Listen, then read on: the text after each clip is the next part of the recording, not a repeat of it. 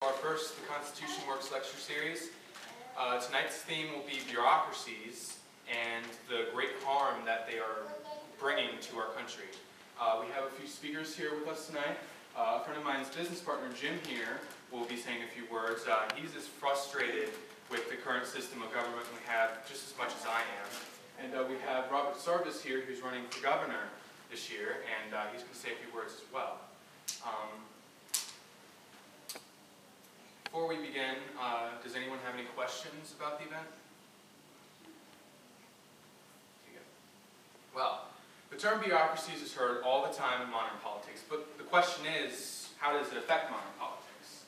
Well, bureaucracies can be quite simply defined as an unelected body of administrative, policy-making government officials.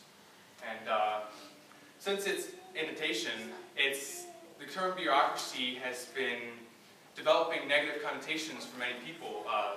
Bureaucracies are often criticized for their complexity, their inefficiency, their inflexibility, their wastefulness, and also, most importantly, their unconstitutionalness. Some examples of these bureaucracies. Does anybody know of any bureaucracies in our country? Nobody can name any government bureaucracies? Yes, you. EPA. What was that? Environmental Protection Agency. Yes, that's one. Does anybody else know any? The FAA. Yes, that's also one. Those are two of just many bureaucracies. Many bureaucracies. Some other ones are the NSA, the IRS, the CIA, which actually they are a bureaucracy, which surprised me when I first found that out. The FBI is also a bureaucracy, the FDA, and those are even just a few of the immense amount of bureaucracies there are. There have been also a lot of scandals involving these bureaucracies. Like the IRS has been caught targeting conservative and libertarian groups for tax fraud. The NSA was recently leaked that they had been listening in on our phone calls for quite some time now.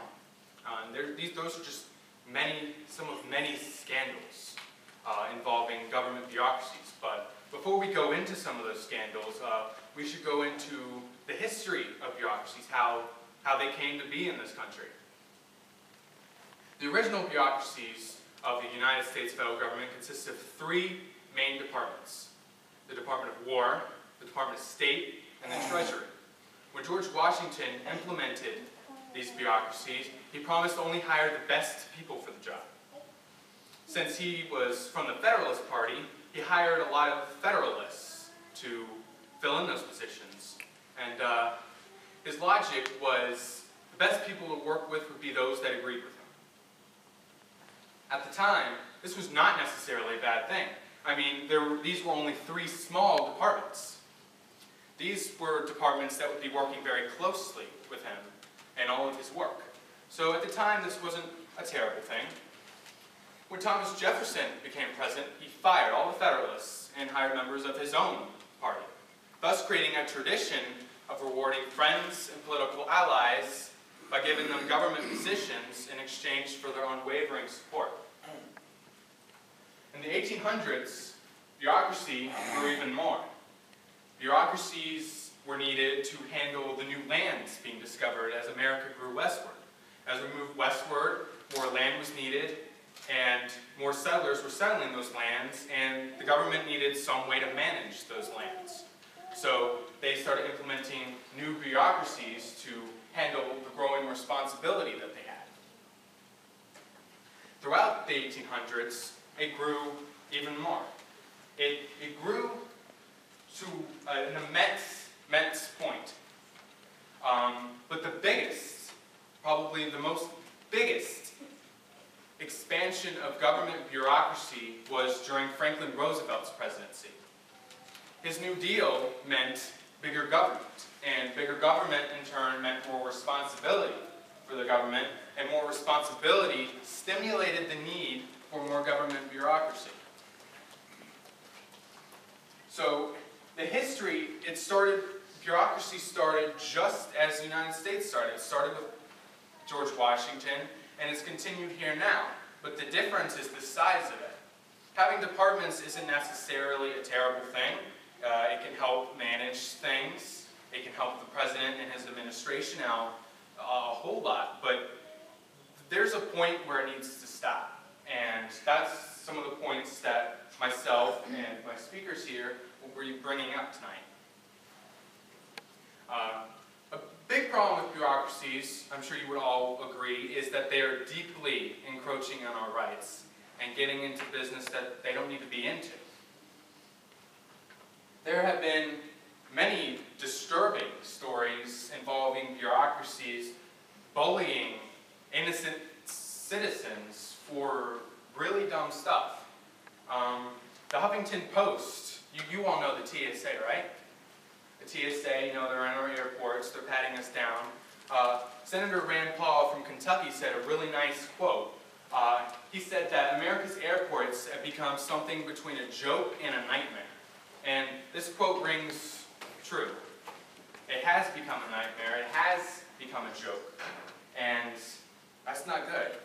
The Huffington Post actually reported a story about a man who had to wear a stomy bag due to some of his health conditions. Well, while he was going through the TSA, they gave him a very rough pat down and they broke the seal of his bag.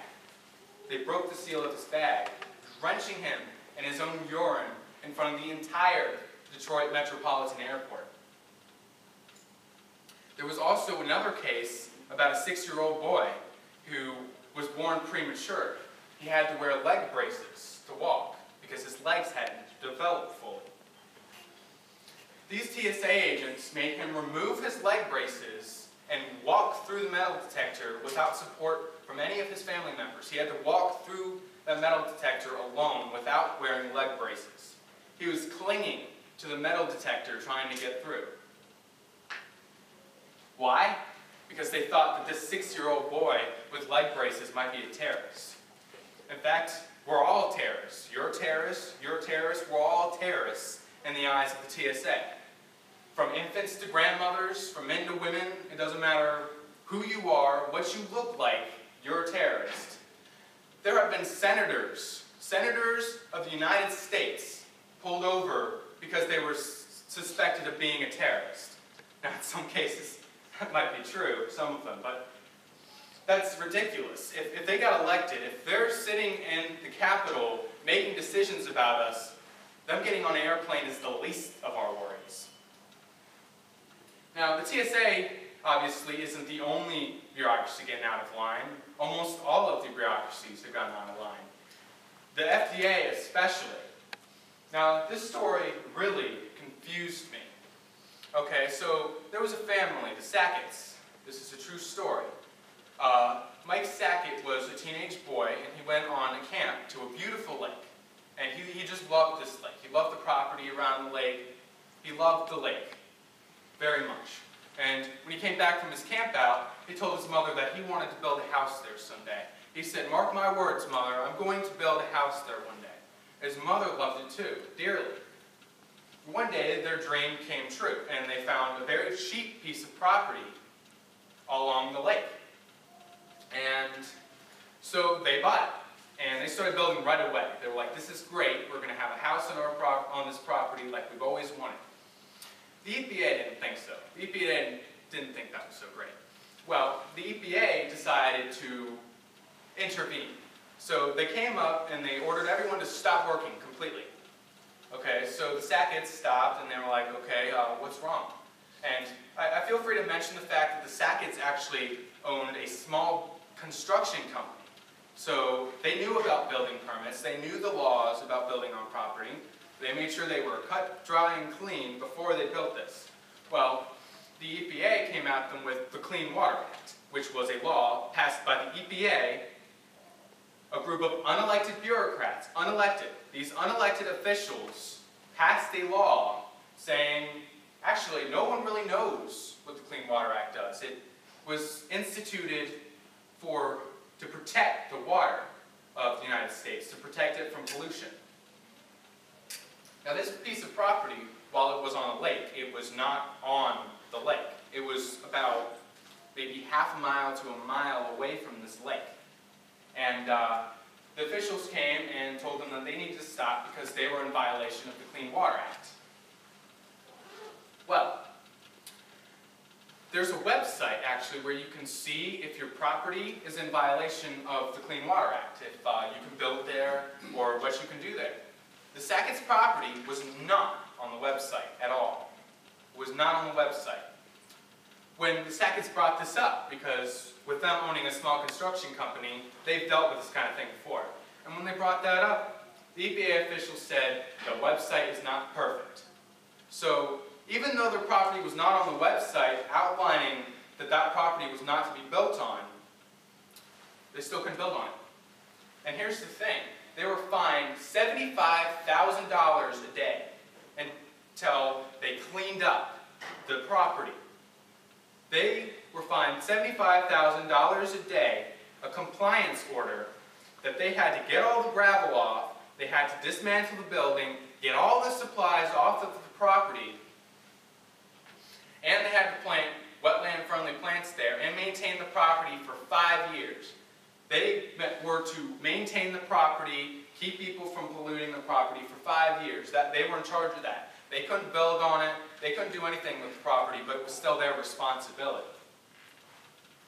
Now another story that was reported to the media involved the FDA. Now, a family of Amish farmers had a milk business to kind of keep the money rolling in. And they sold raw milk and cheese and a whole bunch of other things that you could grow on a farm. Now, since these were Amish people, they don't have a whole lot of the conveniences that we have. They don't believe in that. So it's no surprise that they didn't have genetically modified ingredients in there. But apparently in 1987, the FDA passed a law that banned the interstate sale of raw milk. Yet another unelected bureaucracy telling us what we need to do. I don't know what to say about that. And the stories I just said are just a few of these stories. Of many, many. If you go up there onto Google or whatever search engine you use, and you search this stuff up, you'll see story after story after story after story. There's an innumerable amount of issues with these bureaucracies, of scandals with these bureaucracies, and it's not good. We have people in there that we can't fire, that we can't impeach, that are telling us how we get to run our lives. They're passing laws. They're law enforcement. Most of these bureaucracies have armed guards with weapons. Did you know that they're arming the IRS now? They are. They're arming the IRS with semi-automatic rifles.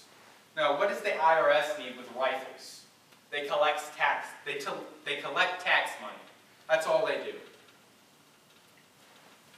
Now, while them encroaching on our rights is a big issue, also, they're very wasteful.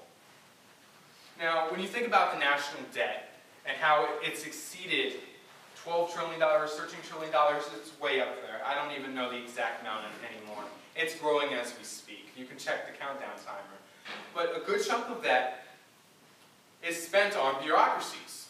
The IRS, the FDA, the EPA, it's all spent on bureaucracy. Can you imagine how much money it would take to fund over 1,500 different federal bureaucracies? There's a list of federal bureaucracies, how many there are in the Louisiana State University directory. They have a directory for the federal bureaucracies, and it exceeds over 1,300, not including auxiliaries. Can you imagine how much it would take to fund these bureaucracies? The employees, the supplies, everything. It takes a lot of money, and it's not just the fact of funding these bureaucracies, it's how they're funded. You see, they're funded according to how much they spend each month. So basically, if they spend all of their money one month, they get the same amount of money next month, or they can request more. If they don't spend all their money, they get less next month. So bureaucracies, in an attempt to keep their money, have decided that they're going to spend all their money no matter what. They're going to spend all their money, they're going to waste it. They're going to spend $100 on toilet paper, whatever it takes to keep that money. And that's a big issue. And they're requesting a lot of money for little stuff that they don't need. And that's driving up our debt. It's really bad. But what can we do to fix it? What can we do to say, okay, you can't spend all of our tax dollars for nothing. You can't come into my house and tell me what I can and cannot sell. You can't do it. We Americans need to stand together. Republicans, Libertarians, Democrats, all of us. It's not just any singular party against this. It's all of them. I've talked to Democrats, I've talked to Libertarians, I've talked to Republicans. I've met so many people frustrated with how this country is being run. We're all in agreement that the country is going downhill, that bureaucracies are out of line, the government is out of line. What we disagree with most is how to change it.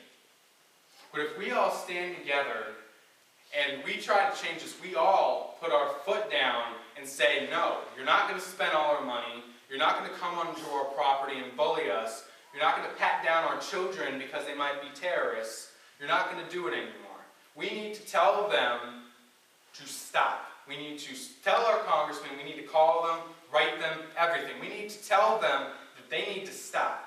They need to support bills that decreases the amount of power bureaucracies have, that decreases their budget. Basically, cuts their budget in half. Half of the stuff they don't need. The IRS doesn't need rifles. The TSA doesn't even really need to be in the airports. We cut all this stuff in half. It'll save us money. It'll save our Constitution. Everybody's talking about big government. Well, big government is bureaucracies.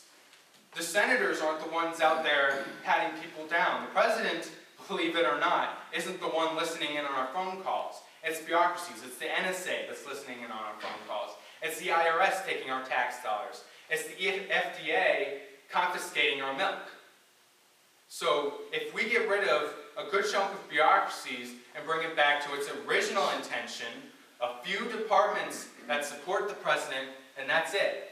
We could save money, we could have more freedom, and we'll all be a happier country. Thank you for listening to my lecture. We have a few more speakers here, Jim and Mr. Sarvis. If you will listen to Jim here, he has a few words to say about bureaucracies as well, and I hope you'll enjoy his words. Thank you.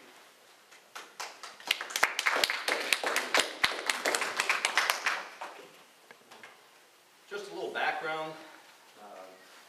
I guess I grew up in a lot of the bureaucracies that he's been talking about here, but I've kind of taken a personal approach to divorcing myself from these bureaucracies as much as possible. Like most of the people I think here, grew up in the country thinking that the American way was the best way of getting everything done, and I thought we had the best country. Then unfortunately, after high school, I did things a little backwards. I didn't really like high school, didn't like studying, so I went and joined Uncle Sam's Air Force, got in the military. And I got quite an education out of that. And along with that education, I was given security clearances because I worked at an Air Force satellite tracking station. And this tracking station watched all of the satellites that got spun out and went around the globe and brought back pictures and showed people what were happening around the world.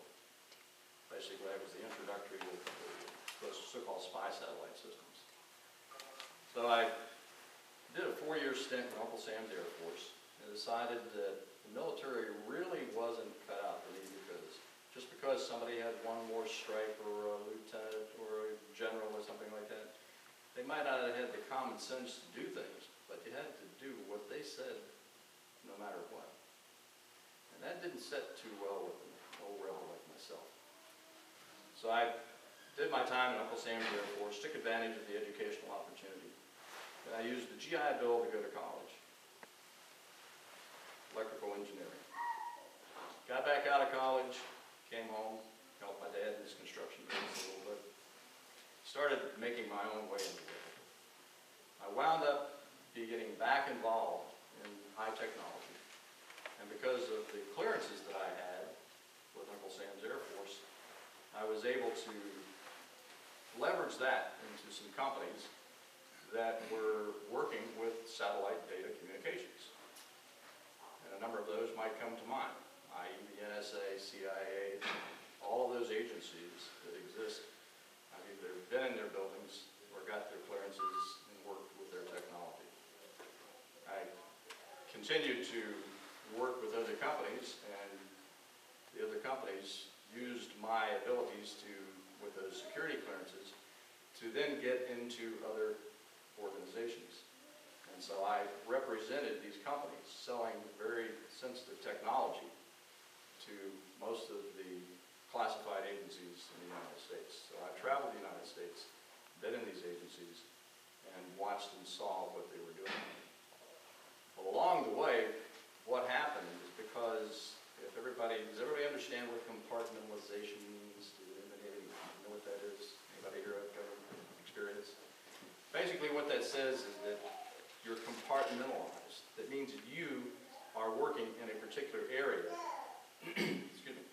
And if you have the need to know, then you are read into the program, and then you are assigned certain duties and responsibilities, and you're looking at certain tasks and doing certain things.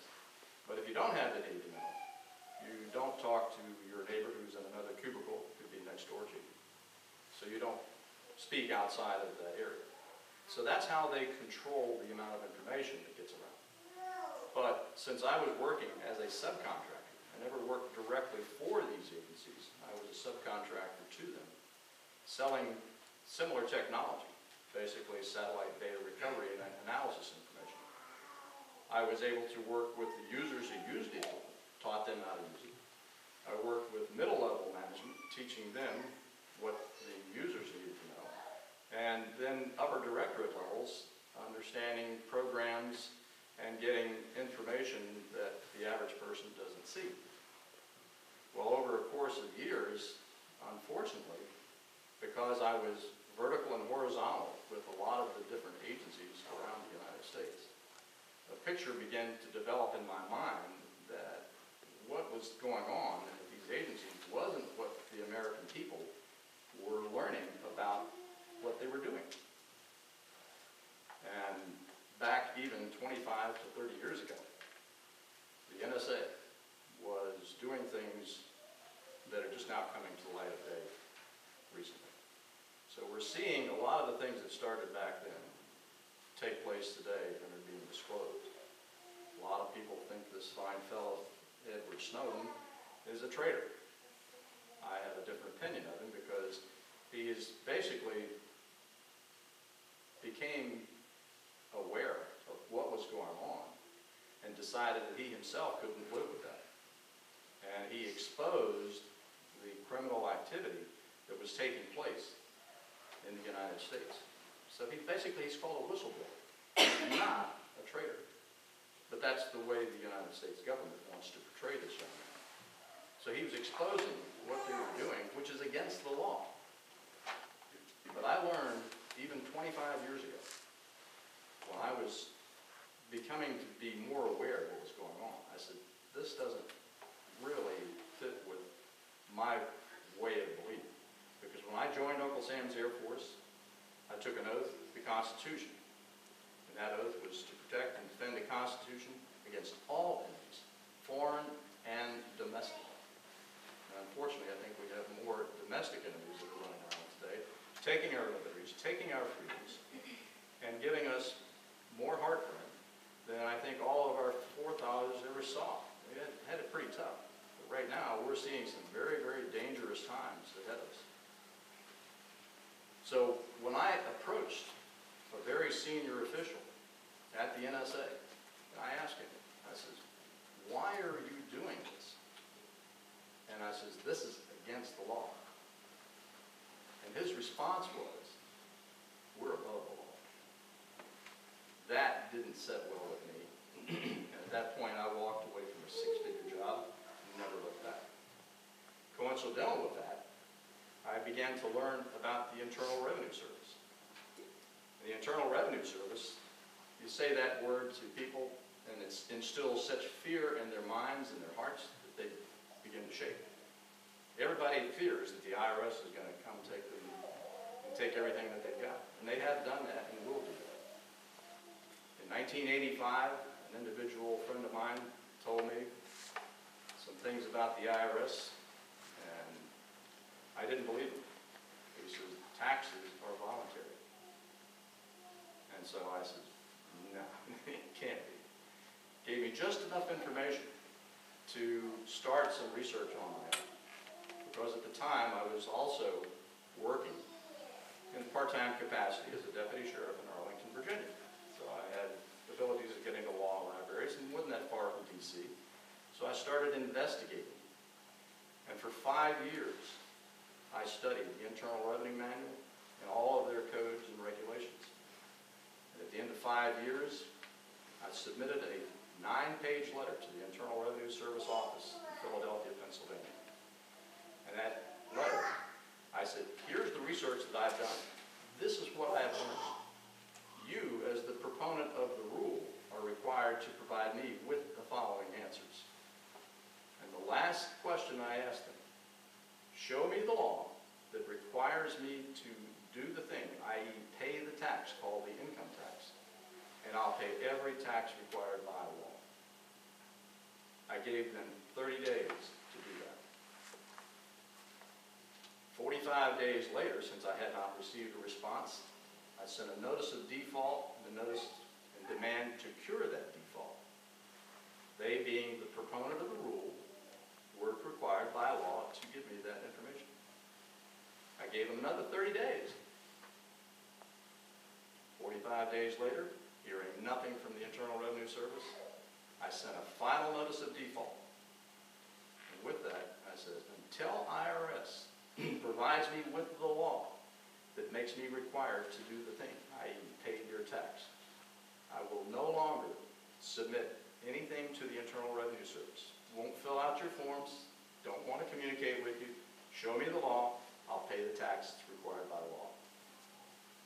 That was 1990. And today is 2013. So in 23 years, don't you think that if there was really a law that made me required to do that, that they couldn't just take it, copy it out of the manual, send it to me and say, here's the law, pay the tax. For 5 years, from 1990 to 1995, they sent me threatening letters, all kinds of information that said, pay this or we're going to put you in jail. We're going to do all these things to you.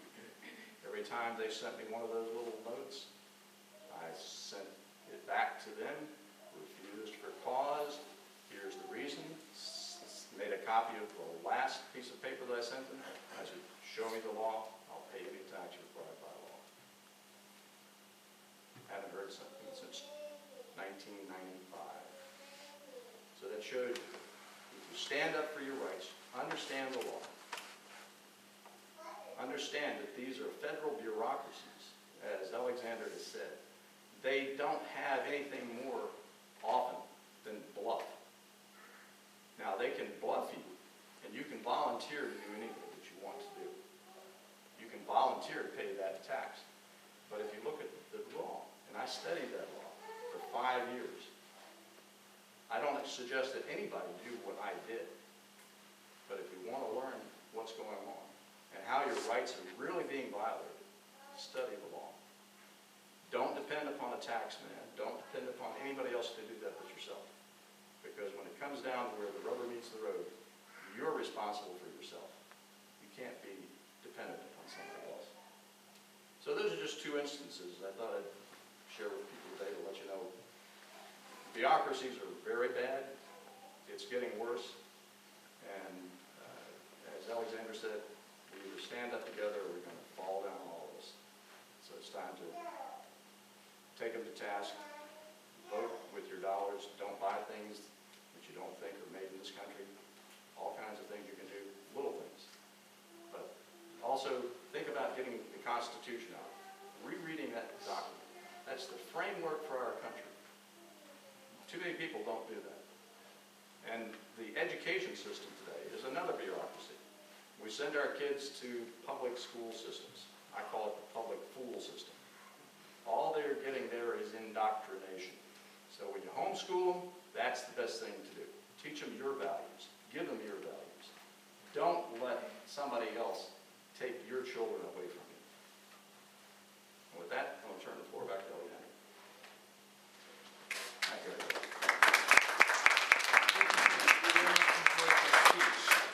Next, we will be hearing from Robert Sarvis, who, as I said, will be running for governor this year. And he would like to say a few words about bureaucracies. I'm sure he has stories, just as all of us do, about how they're encroaching on our rights and taking our money and putting our money into organizations and things that we don't want our money going into. Thank you.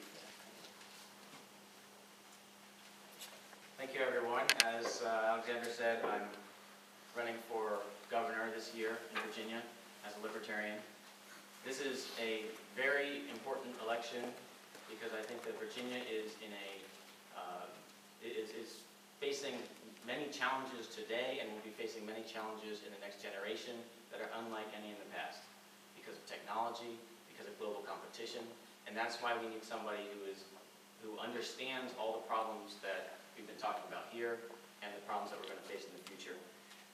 Focusing on bureaucracy, though, I do want to focus on two institutional features that have sort of enabled this bureaucratization of our lives, and then talk about a few other sort of economic arguments for what's going on. So the first thing is delegation.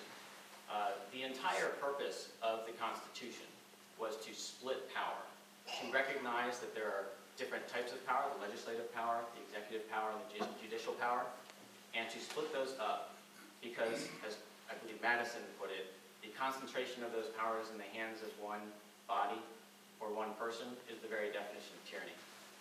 And Thomas Jefferson said, it doesn't matter if there are 271 tyrants or one, it's still tyranny, right?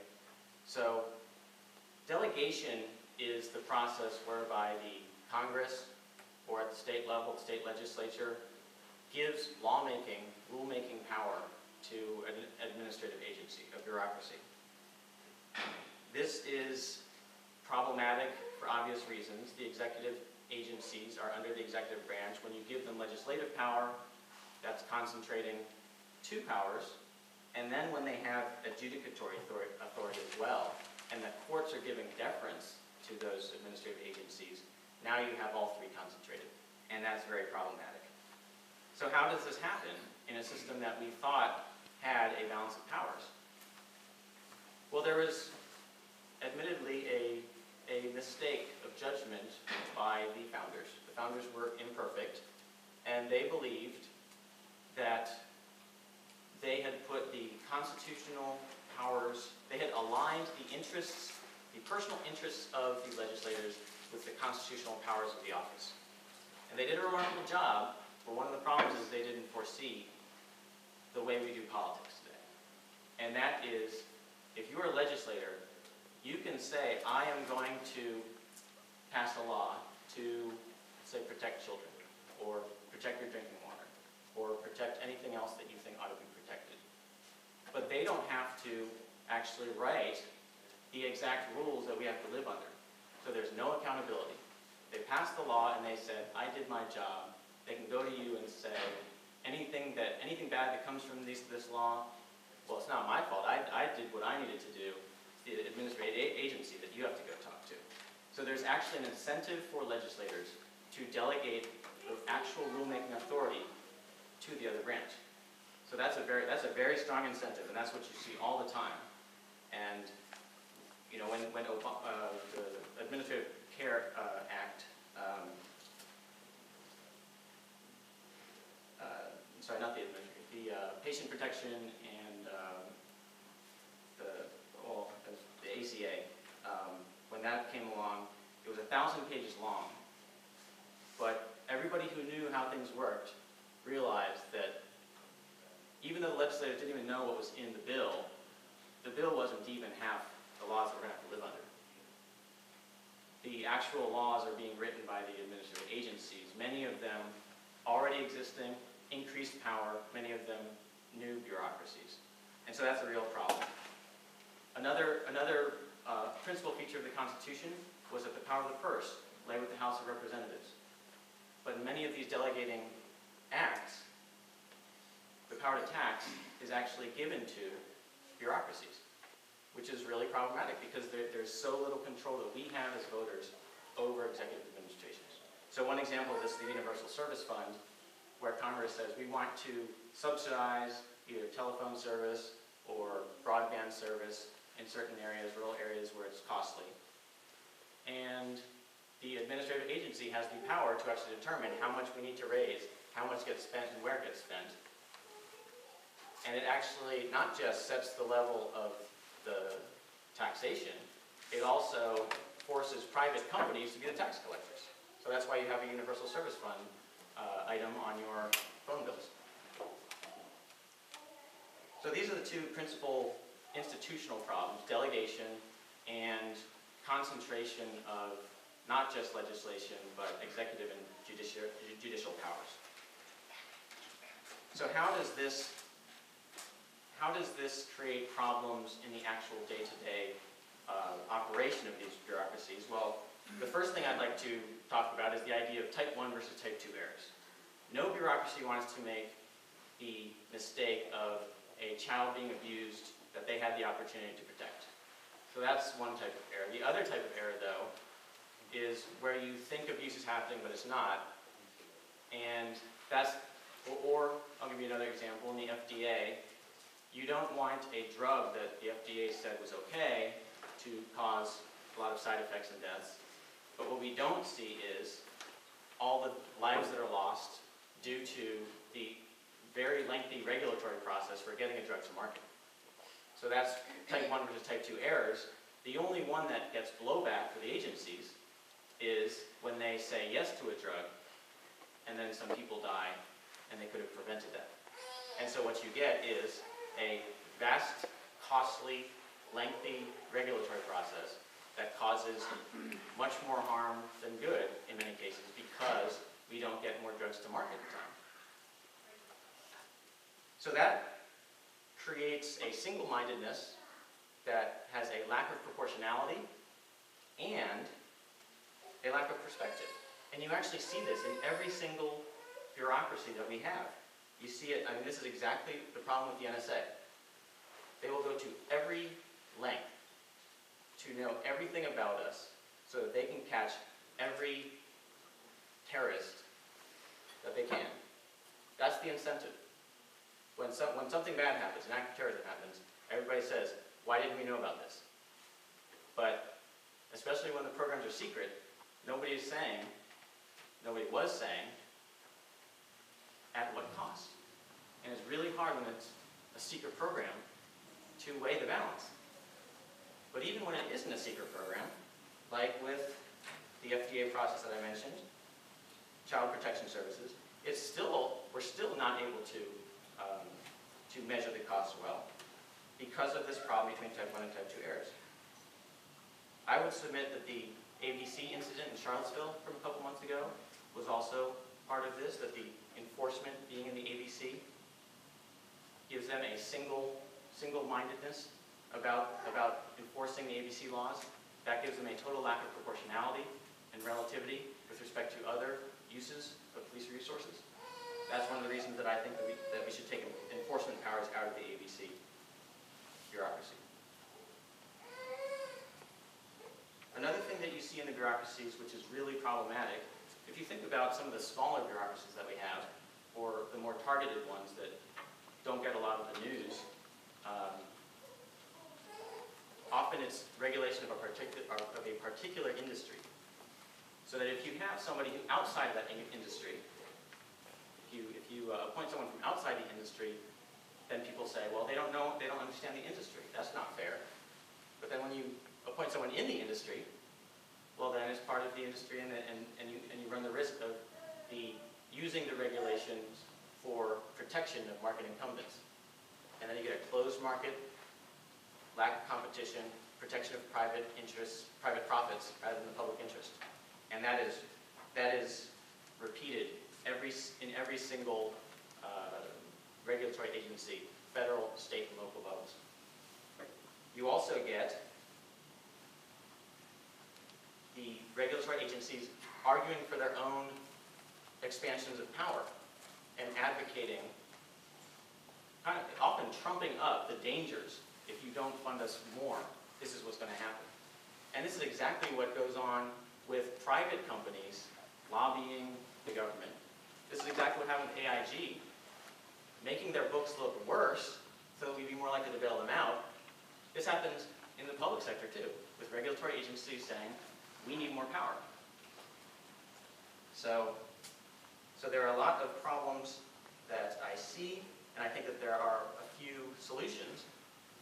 One, I think, is that delegation has to be reined in. There are a couple ways to do that. One is to require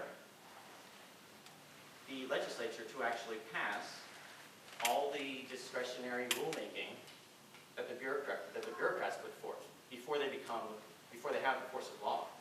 If they are regulating private behavior with the force of law, that should go through the legislative process, because the legislators are the ones that are accountable to us. That requires courts to enforce what's called the non-delegation doctrine, which is that courts can say this legislation did not give the rules, the guidance for the rules that were created. There's general goal statutes rather than rule statutes. Goal statutes say we want to protect X and gives the rulemaking powers, and doesn't give an explicit way to balance the costs and benefits of different rules. And so bringing back the non-delegation doctrine, I think, would be a good thing, because the courts are the only place where you can force legislators to do actual legislation. The second thing is to try and return more to a common law regulatory system, where it's the harm you cause that creates your liability, rather than paying upfront in compliance costs to comply with rules that were written by bureaucrats who have no way of knowing the relative costs, the relative risks that you're running in the behavior you engage in. In the common law system, as I said, you hurt someone, you create harms for other people, you pay for it. That's the best incentive. That gives you the right incentive, puts the incentives in the right place, and it does so in an efficient manner. So that's why liability rules are so important. And what have we done in so many areas? Well, private interests have lobbied to get liability rules removed for them. This happens all over the place, and it's terrible. Republicans and Democrats both do it. So that's why the rule of law is so important, and that's why open and competitive markets, that we've gotten away from those, and we have to get back to that, because that's what creates jobs. That's what's going to get people back to work in Virginia. So that's mostly what I wanted to talk about. But I also want to just mention that another feature of bureaucracy is that it's centralized by its very nature. And centralized bureaucracies don't have the knowledge of local affairs, the relative merits of this or that road project. I have no idea how it makes sense that Richmond determines which road projects around the state get funded.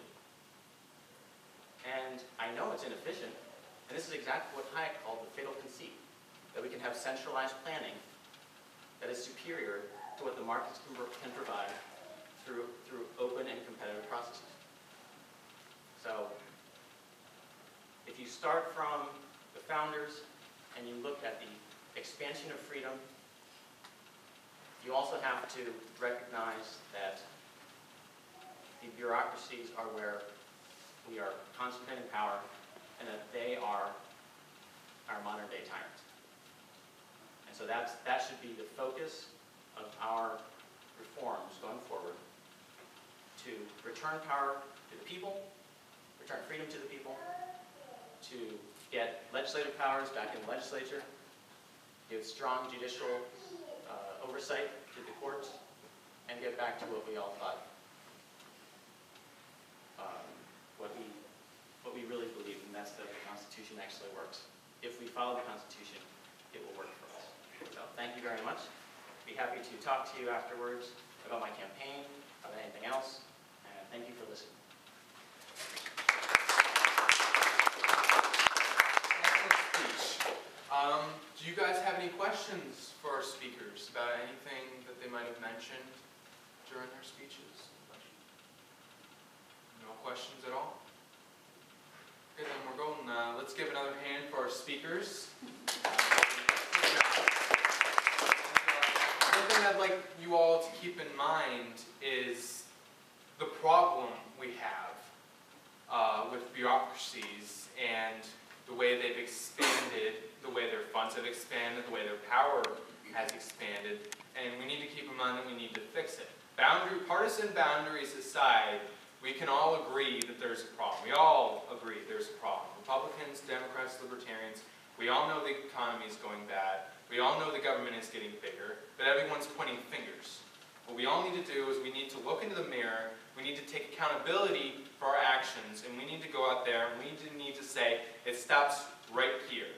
We all, America needs to put its collective foot down and say, no, no more taking our tax dollars, no more telling us what we can and cannot do. Give the power back to the legislators like it should have been. I think everyone can agree on that, and we all need to band together and we need to fix this problem however we can. And that's why I held this lecture. Now, this is a lecture series. There will be a lecture with different speakers every 2 months. This was our very first one, and our next one will be in October. And if you guys would like to attend that as well, I will let you all know about that next lecture. And I hope you all had a great time. Thank you so much for coming, and I hope you all enjoyed yourselves, and I hope you all got something out of this, because I know I did.